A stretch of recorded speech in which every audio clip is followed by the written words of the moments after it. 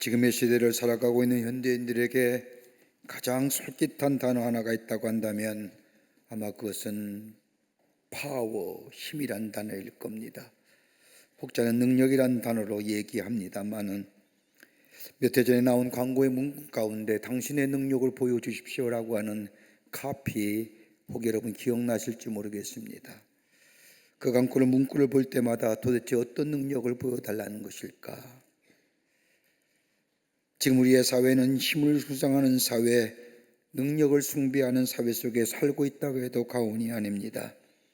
그래서 이 능력을 얻기 위해서, 이 힘을 얻기 위해서 부단히 노력하는 것을 보게 됩니다. 사람들은 흔히 생각하기를 능력이란, 힘이란 아마 이 세 가지 것을부터 생각한다며 이것을 얻기 위해 노력합니다. 그 하나가 돈입니다. 만몬주의의 영향이 있지요. 돈이면 무엇인지 할 수 있다고 하는 물질 만능주의의 사상, 그러게 요즘에 들려오는 가슴 아픈 이야기의 모든 시작은 돈으로부터 시작된 것임을 보게 됩니다. 몇 달 전에 제3세계 기독교 지도자들이 함께 모여서 앞으로 우리 함께 어떻게 복음을 전할까, 그리고 21세기의 기독교의 가장 큰 도전과 어려움이 무엇일까 함께 의논하는 가운데 이렇게 같이 얘기가 모아졌습니다. 그 하나가 뭐냐? 이슬람이란 종교입니다. 5.1달러를 앞세워 저 아프리카 같은 데는 점점점 남아하는 저 이슬람의 종교, 기독교의 큰 도전이다. 또 하나 있다고 한다면 세속주의입니다. 너무너무 세속화되어가는 세상과 교회 공동체. 또 하나 있다고 한다면 물질주의, 그 가운데서도 황금만능주의입니다. 황금주의 사상, 이 거대한 도전 세력이 앞으로 다가올 기독교의 가장 큰 도전이라 우리 함께 의견을 모은 적이 있습니다. 예수님도 공생애를 시작하시면서 40일 동안 금식 기도를 마친 후에 처음으로 받으신 시험이 도리를 이 떡이 되게 하라는 시험이었습니다.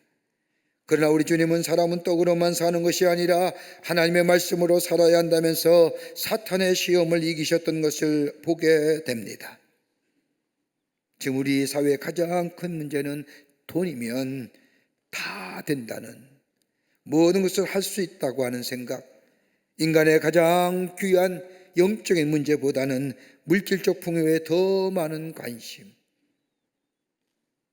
그래서 요즘 종교에 관심 없는, 다른 종교가 아니라 불가지론자가 많이 있음을 봅니다. 또 하나 있다고 한다면 명성일 겁니다. 누구에게나 자신의 이름이 높여지기를 원합니다. 누구에 의해서 자신의 이름이 불리워지기라도 하면 그 사람은 대단히 명성을 얻은 것처럼 착각합니다. 예수님도 이와 유사한 시험 받으셨지요. 마태복음 4장 5절 이하의 말씀을 보면 사탄이 똑같은 시험을 합니다. 예수님을 거룩한 성으로 데려다가 성전 꼭대기에 세워놓고 이르되 내가 만일 하나님의 아들이어든 뛰어내리라, 그리하면 너희를 위하여 그의 사자들 명하시리니 그들이 손을 너를 받들어 발이 돌에 부딪히지 않게 하리로다. 네가 상에서 떨어질 때에 하나님의 사자들이 발에 돌에 부딪히지 않게 된다면 모든 사람이 너를 볼 때마다 하나님의 아들임을 알게 될 것이고, 그리고 많은 사람들의 환호와 더불어 명성을 얻게 될 것이다 라고.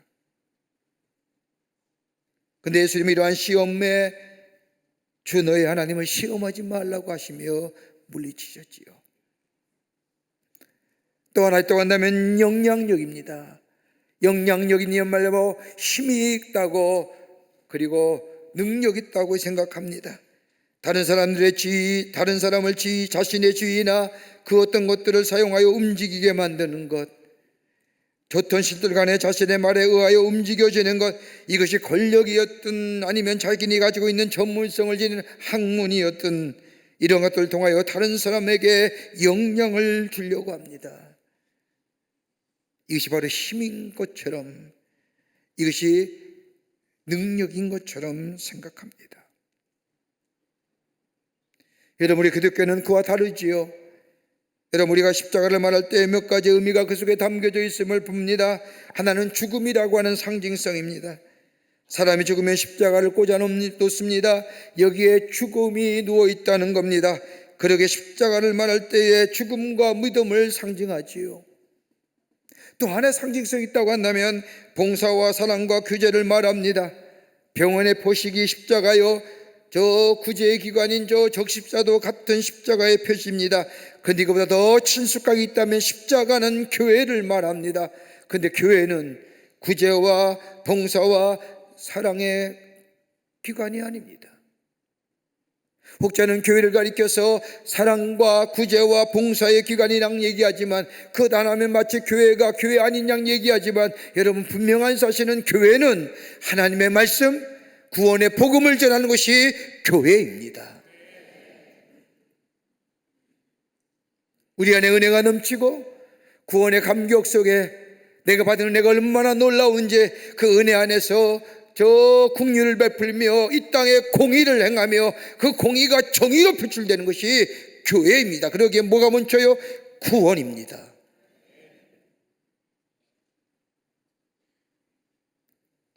또 하나의 결정적 상징이 있다고 한다면 십자가는 예수 그리스도를 가리키는 겁니다.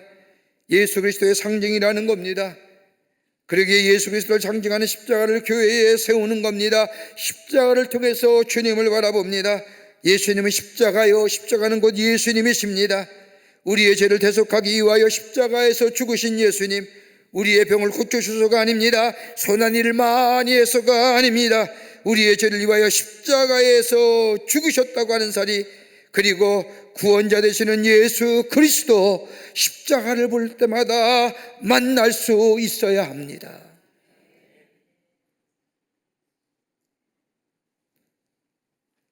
오늘은 교회적으로 종료주일이라고 말합니다. 십자가를 지키기 닷새 전에 우리 주님께서는 십자가의 고난이 앞에 있는 것을 아시면서 종려나무 가지를 흔들면서 호산나를 외치는 군중들에 들려싸여 나귀를 타고 예루살렘 성으로 올라가십니다. 인류의 구원을 위해 예루살렘 성에 입성하시는 예수님, 군중들의 종려나무 가지를 흔들었다고 해서 이 주일을 종료주일, 때로는 팜선데이라고, 이 종료주일이 이어서 고난주간이 시작이 됩니다. 그리고 금요일에 예수님께서 십자가에 죽으시고 약속하신 대로 3일 만에 부활하시기에 다음 주일은 부활주일로 지킵니다. 여러분, 성경의 말씀을 보면 예수님의 생애는 33년입니다 33년 생애 가운데 하나님 나라의 복음을 전하고 제자들을 가르치고 이적과 치유의 불 베푸신 사건은 고작 3년입니다. 하지만 성경에 기록된 말씀을 가만히 보면, 저 공간복음서나 사복음서의 말씀을 보면 예수님이 십자가에 돌아가시 전에 일주일의 사건들을 성경 전체의 3분의 1에 할애해서 기록한 것을 보게 됩니다. 마지막 일주일, 예수님의 행하실 일 가운데 십자가의 고난과 부활이 무엇보다도 중요하다는 사실을 우리에게 말씀하고 있는 겁니다. 십자가의 사건이 있기 전 예수님은 겟세마네 동산에서 기도하십니다. 하나님 앞에 간절한 마음으로 기도하시고 하나님과 의논하신 후에 결정을 내리시지요. 그리고 마가복음 14장 36절의 말씀을 보면 나의 원대로 하지 마옵시고 아버지의 원대로 하옵소서라고 기도하신 후에 예수님은 예루살렘에 올라가요 결심하십니다. 굳은 결심을 하시고 예루살렘으로 올라가시는 예수님, 성경에 기록된 예수님의 예루살렘 입성의 모습을 보면 수많은 사람들이 나와 종려나무 가지를 흔들며 호산나 다윗의 자손이여 우리를 구원하소서라고 외치면, 예수님은 사람들의 이런 외침에 아무런 반응도 하지 아니하시고 굳은 얼굴로 굳은 결심을 하신 채 어린 나귀를 타고 예루살렘 성에 올라가십니다. 십자가를 지시기 위해서. 누구도 강요하지 않은 자발적인 선택이요, 고난과 고통을 마다하지 아니하시고 모욕과 수치의 십자가를 지시기 위해서 예루살렘 성에 입성하시는 예수님, 예수님이 지시고자 하는 십자가는 무엇일까요? 오늘 주님께서 너의 십자가를 지고 나를 따르라고 말씀하시면서 자기 십자가를 지고 나를 따르지 않는 자도 내게 합당하지 아니하니라 라고 말씀하시며, 자기 목숨을 얻는 자는 잃을 것이요 나를 위하여 자기 목숨을 잃는 자는 얻겠다고 하신 고난을 앞둔 이 예수님의 제자들 향한 이 말씀, 어떤 의미가 담겨져 있는지 함께 말씀을 나누며 은혜 받기를 원합니다. 첫째는 십자가는 하나님의 사랑의 완성이라는 겁니다. 여러분, 세상에서 가장 귀한 것이 뭘까요? 혹자는 명예와 돈과 지위와 그런 것들을 말할지 모르지만 여러분, 세상에서 가장 귀한 것이 아마 사랑일 겁니다. 사랑만큼 귀한 것이 어디 있을까요? 우리는 사랑에서 태어나고 사랑 안에서 자라나며 사랑 안에서 성숙되며 사랑 안에서 죽는 존재입니다. 그러게 사랑만큼 중요한 것이 어디 있을까요? 그 가운데서도 전적인 희생의 사랑, 여러분, 이것보다 귀한 것이 어디 있을까요? 여러분, 요한복음 3장 16절의 말씀을 보면 하나님이 세상을 이처럼 사랑하사 독생자를 주셨으니 누구든지 저를 믿는 자마다 멸망치 아니하고 영생을 얻게 하려 하심이니라. 여러분, 이 말씀에 한마디로 얘기한다면 뭐예요? 하나님은 사랑이시라는 거예요. 그러게 우리가 예배 때마다 하나님은 사랑이라고 고백하는 이유가 여기 있습니다. 여러분, 하나님은 사랑입니다. 이 사랑을 우리에게 보여주시기 위해서, 이 사랑을 완성시키기 위해서 하나밖에 없는 예수님을 이 땅에 보내주셔서 우리의 죄를 대신하여 십자가에 죽게 하심으로 우리를 얼마나 사랑하시는지 그 사랑을 보여주실 뿐만 아니라 그 사랑을 완성하여 주셨다는 겁니다. 여러분, 사랑을 가만히 보면 어떤 사람은 사랑을 감성적으로 이해하려는 경향이 있습니다. 여러분, 대표적인 것이 뭐예요? 가요에 나오는, 세상의 이야기에 나오는 단어들 가만히 보십시오. 가장 많이 나오는 단어가 사랑입니다. 근데 그 사랑은 뭐예요? 가만히 들어보면 감정적입니다. 충족되지 않는 욕망으로 표현합니다. 그러기에 그 사랑 사소하고 하찮은 것으로 만들어버렸습니다. 더 나아 어떤 사람은 사랑을 열정으로 말합니다. 그런데 이 열정은 이기적인 사랑이요, 더 나아가 비이성적인 사랑의 모습으로 발전하기가 쉽습니다. 열정이 과해지면 이기적이요, 비이성적인 사랑으로 나타납니다. 그러기 이 사랑에 허우적거리며 허우적거리는 삶의 모습들, 그런데 성경에 나타난 사랑은 그런 사랑이 아니라는 겁니다. 희생적이며 의도적인 사랑을 말합니다.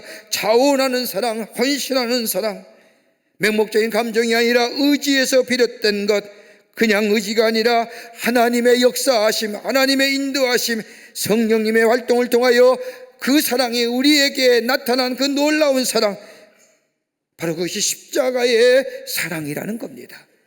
그 사랑이 내 안에 있으면 천국이 됩니다. 그 사랑이 내 안에 있으면 행복한 자가 됩니다. 그 사랑이 내 안에 있으면 새로운 생명 창조의 역사가 일어납니다. 그것이 바로 십자가의 사랑이라는 겁니다. 그러기에 예수님이 우리 죄를 사하시기 위하여 십자가에 지신 것은 우리를 향한 하나님의 절대적인 사랑입니다. 대상이 누구든지 상관이 없습니다. 요한복음 3장 16절의 말씀처럼 하나님이 세상을 이처럼 사랑하사, 이처럼이 뭐예요? 우리를 위하여 당신의 아들을 보내주셔서 십자가에 죽기까지 하신 그 사랑, 누구든지 언어나 문화나 인종이나 젠더에 관계없이 누구든지 그를 믿기만 하면 우리 안에 영원한 삶과 더불어 구원의 역사, 하나님의 사랑이 나타나신 바 된 역사가 우리 가운데 나타나게 된다는 겁니다. 여러분, 세상에서 가장 큰 사랑이 어떤 사랑이라고 얘기할까요? 부모의 사랑이라고 말합니다. 근데 여러분, 가장 큰 사랑이라고 얘기하는 부모의 사랑에 또 한계가 있습니다. 뭐예요? 자기 자식에게만 국한된 겁니다. 다른 사람의 자식을 위해서는 결코 자신의 목숨을 버리지 않습니다. 아무리 부모의 사랑이 가장 큰 사랑이라고 얘기하지만 그 사랑도 한계가 있습니다. 그러나 예수님의 사랑에는 한계가 없습니다. 무제한적인 사랑입니다. 차별하지 않는 사랑입니다. 그냥 믿기만 하면 누구든지 영생을 얻는, 구원을 얻는 놀라운 하나님의 사랑이 나타난 바 된 그 십자가, 받아들인 자마다 우리 안에 새로운 생명 창조의 역사가 일어납니다. 이것이 십자가입니다. 어느 장로님의 가정의 일입니다. 장로님 가정에 들어온 세 며느리가 있었는데, 근데 이 며느리가 그만 일을 하다가 디스크에 걸려서 여러 해 동안 고생을 합니다. 젊은 사람이 못 하나 제대로 들리지도 못하고 허리를 구부리고 사합니다. 게다가 시아버지 되시는 분은 3년 동안이나 누워 계십니다. 3년의 오랜 기간 동안 누워 있으니 온갖 더러운 우물들을 다 받아냅니다. 좀 넉넉한 형편이면 좋겠지만 가난하게 삽니다. 그러나 며느리는 자기 몸은 생각하지 않고 정성껏 시아버지를 시중을 듭니다. 이 며느리와 시아버지 사이에 얼마나 뜨거운 사랑했는지 모릅니다. 며느리는 아버지 앞에 설 때마다 제가 좀 더 잘해드려야 할 터인데 제 처지가 이래서 죄송합니다라고 말하며 안타까운 듯이 허리를 굽힙니다. 그럴 때면 시아버지는 아니다, 내가 빨리 나와서 너를 도와줘야 할 텐데 이렇게 오래 누워있으니 내가 안 됐구나라고 말합니다. 그러는 중 시아버지가 그만 세상을 떠나고 말았습니다. 그대의 사정을 잘 아는 이웃 한 분이 우연히 가게에서 마주친 이 며느리를 향하여 이렇게 얘기합니다. 시원하시겠어요? 오랫동안 그렇게 어렵고 지저분한 일을 다 하시다가 이제 편안하게 되셨으니까요. 이 말 들으면 그대로 그 자리에 앉아서 펑펑 웁니다. 그러면서 생각하기를, 내가 어떻게 시아버지의 시중을 들었기에 남들이 나를 피곤한 사람으로 보았을까? 누가 나를, 우리 시아버지께서 나를 사랑하신 것처럼 나를 사랑해 줄까라고 하며 그 자리에 주저앉아서 펑펑 울었습니다. 십자가에 나타난 하나님의 사랑, 무조건적인 사랑이요, 우리를 위한 하나님의 사랑, 당신이 십자가의 죽으심으로 그 사랑을 우리에게 보여주신 것, 그러기에 그 사랑 안에 거하는 자마다 우리 안에 평강의 삶, 구원의 감격 속에 소망의 삶을 살아가는 하나님의 복된 백성이 되는 줄 믿습니다. 두 번째는 십자가는 구원의 진리입니다. 십자가는 구원의 진리입니다. 고린도서 1장 18절의 말씀을 보면 십자가의 도는 멸망하는 자들에게 미련한 것이요 구원을 얻는 우리에게는 하나님의 능력이라고 얘기합니다. 여러분, 바울이 말하는 십자가의 도란 다름이 아니라 예수께서 우리의 죄를 위하여 십자가에 돌아가신 것을 말합니다. 이게 십자가의 도예요. 도는 진리잖아요. 진리예요. 이 십자가의 도, 이 십자가의 진리, 이것만이 우리에게 구원을 허락하여 주신다는 겁니다. 이거 절대적인 진리입니다. 여러분, 이것을 양보하거나 이것을 우리 안에 이것이 사라지면 우리가 믿는 것이 다 허사입니다. 인간의 이성이나 지성, 그리고 종교적인 행위나 인간의 힘으로 구원을 가능하다고 생각하며 살아가는 사람들, 바울은 이런 사람들을 가리켜 미련한 사람이라고 얘기합니다. 이러한 미련한 사람들에게는 예수 그리스도의 십자가의 죽으심이 인간을 구원한다는 것 자체가 미련하다고 생각하지만은, 그러나 바울은 너희들이 미련한 자요, 이러한 미련한 사람들에게 받을 수 있는 것은 뭐냐, 멸망밖에 없다고 얘기합니다. 그러게 고린도전서 2장 2절의 말씀을 보면, 내가 너희 중에서 예수 그리스도와 그가 십자가에 못 박히신 것 외에는 아무것도 알지 아니하기로 작정하였음이라고 고백합니다. 나는 그 어떤 것도 나를 구원하지 못하지만 오직 예수 그리스도, 하나님의 사랑이 나타난 바 된 그 예수 그리스도 십자가만이 나를 온전케 하고 나를 구원한다. 내가 이거 믿기로만 작정하고 이것을 전하기로만 작정하노라.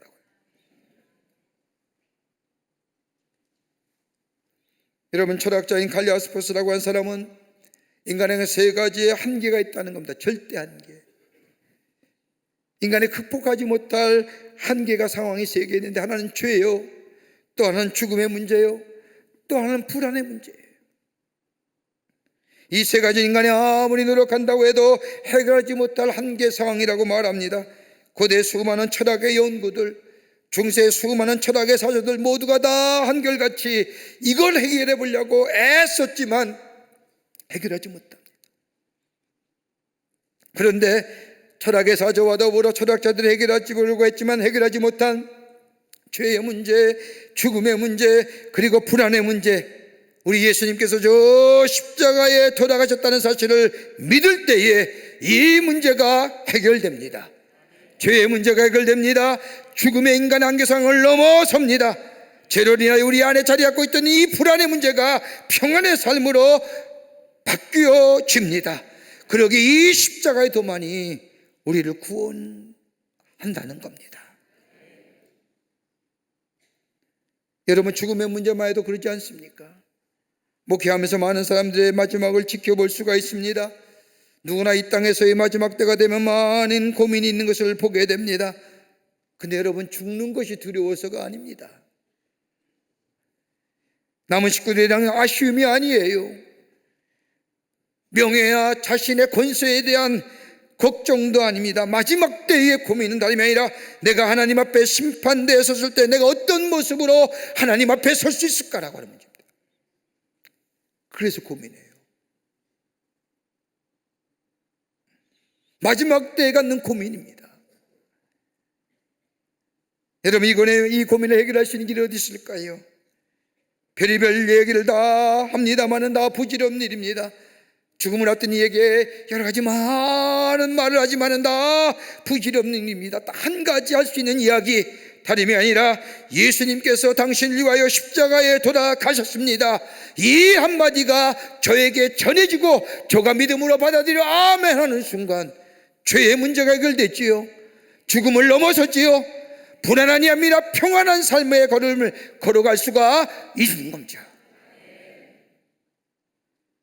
이게 중요한 거예요. 그러기에 바울은 이 십자가야말로 하나님의 능력이요 하나님의 지혜라고 말하는 겁니다. 여러분, 기독교의 진리는 심플합니다.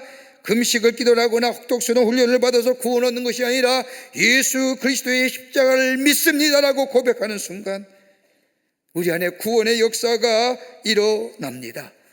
하나님의 자녀가 됩니다. 죄의 문제가 해결됩니다. 우리의 삶의 불안의 문제가 해결됩니다. 그러기에 십자가는 구원의 완성입니다. 요한예수님 박사님 말씀하신 것처럼 나는 구원받았다, 나는 구원을 받고 있다, 나는 구원을 받을 것이다. 그 구원 어디 있어요? 예수 그리스도의 십자가만이 우리를 구원하여 주십니다. 그 구원을 위해서 우리 예수님이 어린 나귀를 타고 예루살렘 성에 입성하십니다. 그 주님을 내 마음에 모시고 영접하는 자마다 우리 안에 구원과 더불어 내 영이 새로워지며 내 마음이 새로워지며 내 육체가 날로 날로 새로워지는 하나님의 놀라운 은총을 경험하는 하나님 나라의 백성의 삶으로 살아가게 되는 줄 믿습니다. 그래서 십자가는 구원의 완성입니다. 끝으로 십자가는 하나님의 능력입니다. 십자가야말로 하나님의 능력입니다. 인간적인 시각으로 보면 십자가는 죽음이요 골고다 언덕에서 비참하게 죽으신 죄인의 모습, 저주받은 사람으로 죽어가십니다. 근데 성경은 이것을 말하는 것이 아닙니다. 비참하게 사람들의 조롱과 모욕 가운데 죄인의 모습으로 죽어가는 것을 말하는 것이 아닙니다. 사도 바울은 이 십자가의 말로 저 십자가에 달려 죽으신 그리스도야말로 하나님의 능력이요 하나님의 지혜라고 말합니다. 여러분, 이것이 어떻게 하나님의 능력이요 하나님의 지혜가 됩니까? 우리 주변의 모습을 보면 조금만 죽으면 저도 살고 나도 사는데 부득부득 안 죽겠다 하다가 다 망가진 일들이 얼마나 많은지 모릅니다. 내가 조금만 죽으면 나도 살고 저도 사는데 우리 가정도 마찬가지 아닙니까? 내가 조금만 죽으면 우리 가정도 살고 나도 사는데 잠깐 희생하는 것이 어떻게 보면 자존심이 상하는 것 같고 어리석은 것 같지만 여러분, 지혜로운 일이 아닐까요? 십자가가 바로 그런 거라는 거예요. 예수 그리스도의 십자가의 죽으심이 어떻게 보면 가장 무능하고 가장 어리석은 일 같은데 가장 큰 능력이요 가장 큰 지혜라는 겁니다. 이것이 십자가에 담겨진 비밀이요 신비로움입니다. 마침 요한복음 12장 24절의 말씀처럼 한 알의 밀이 땅에 떨어져 죽지 아니하면 한 알 그대로 있고 죽으면 많은 열매를 맺느니라고 하신 말씀처럼 우리 예수님께서 십자가에 달려 죽으심으로 인하여 우리 안에 새로운 생명 창조의 역사가 일어났다는 겁니다. 내가 죽는 겁니다. 내가 죽을 때 어떻게 생명의 역사가 일어납니까? 그렇게 십자가는 하나님의 능력이요 하나님의 지혜라는 겁니다. 그런데 오늘 성경 말씀을 보십시오. 이런 십자가의 놀라운 역사를 일으키기 위해서 십자가를 지신다는 결정적인 사건 앞에 오늘 예수님의 제자들에게 하는 말씀이 있습니다. 너희가 나를 따라오거든 너희의 십자가를 져야 하느니라. 내가 목숨을 얻는 자는 잃을 것이요 나를 위하여 자기 목숨을 잃는 자는 얻으리라. 너를 부인하고 너 십자가를 지고 나를 따르라 했을 때에 제자들이 다 어안무무할 때에 예수님이 말씀하십니다. 바로 그 말씀이 사람의 원수가 자기 집안의 식구이다. 무슨 말씀일까요? 십자가 지기가 쉽지 않은 거예요. 내가 나를 죽이기가 나를 내려놓기가 쉽지 않은 거예요. 얼마 전에 어느 목사님의 신앙 고백의 간증 이야기를 읽은 적이 있습니다. 매우 훌륭하신 목사님이십니다. 일제강점기에 하나님 나라의 복음을 전하며 많은 사람들 그 고난과 고통 가운데 있는 자들을 위로합니다. 격려합니다. 하늘의 소망을 갖게 합니다. 그런데 해방이 되자마자 이 목사님 목회하던 교회에 사표를 내고 지도세도 없으셨습니다. 어디 계실까?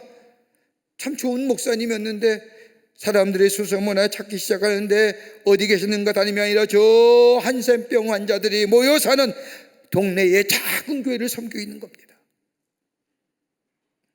하도 이상해서 후배 목사님이 이 목사님을 찾아갔습니다. 그리고 물었습니다. 목사님 해방이 되자 왜 사표를 내고 이곳에 와서 목회를 하시는 겁니까? 이 목사님의 물음에 이 목사님께서 한참을 생각하시더니 입을 열어 말씀합니다. 내가 순교해야 할 시간에 순교하지 못했거든. 그러면서 뜸을 들이면서 이렇게 말을 이어갑니다. 그때 내가 신사참배의 문제로 감옥에 가면 내 처자식은 누가 먹여 살리냐? 그래서 아무도 모르게 신사참배를 했어. 감옥에 가서 죽어야 할 사람이 신사 앞에서 꾸벅꾸벅 절을 하며 내 생명을 부지해서 했지. 이제야 보니 창피해서 견딜 수가 없어서 내가 무슨 목사냐라고 하는 자책감도 있고 어떻게 내가 하나님의 말씀을 전할 수 있느냐는 자격짐승 내 마음에 깊은 곳에 자리 잡았지. 더구나 감옥에서 살아있는 순교자들이 나와가지고 만세를 부르는데 나는 고개를 들 수가 없었어. 정말 죽고 싶었어. 죽어야 할 시간에 죽지 못한 사람. 그래서 저 한센병 환자들이 모여 사는 곳에 들어가 그곳에서 복음을 전했다는 겁니다. 한 번도 바깥 세상에 나오지 않고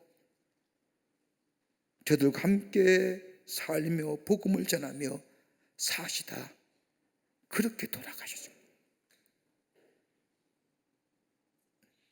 죽어야 할 때에 죽지 못한 미련 때문에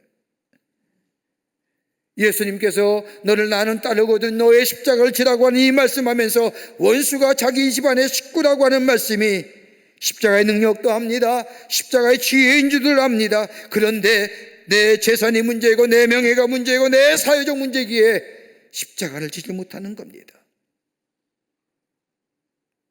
버려야 하는데 그래야 가벼운 마음으로 자기 십자가를 질 수 있는데 그럴 때 우리 안에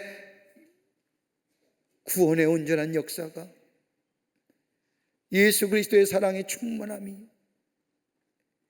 그리고 내 안에 불안과 염려가 아니라 평안과 소망의 삶이 넘쳐나는 복된 하나님 나라의 백성의 삶을 살아가는데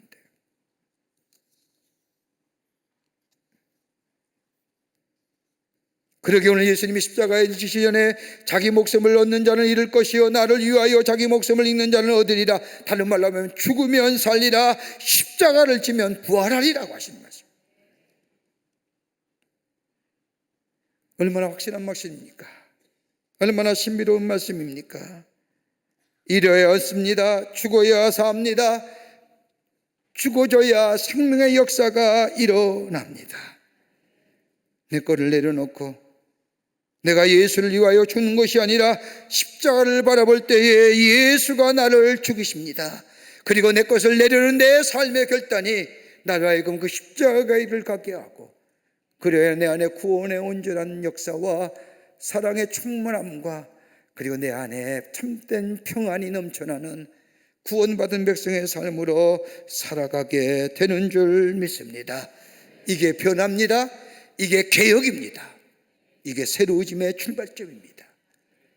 우리의 십자가 지고 주님의 십자가를 바라보며 우리의 삶의 걸음을 옮길 때에 우리 안에 주의 주시는 놀라운 구원의 역사, 풍성한 하나님의 사랑, 우리 안에 새로운 생명이 넘쳐나는 하나님의 백성의 삶으로 살아가게 될 줄 믿습니다.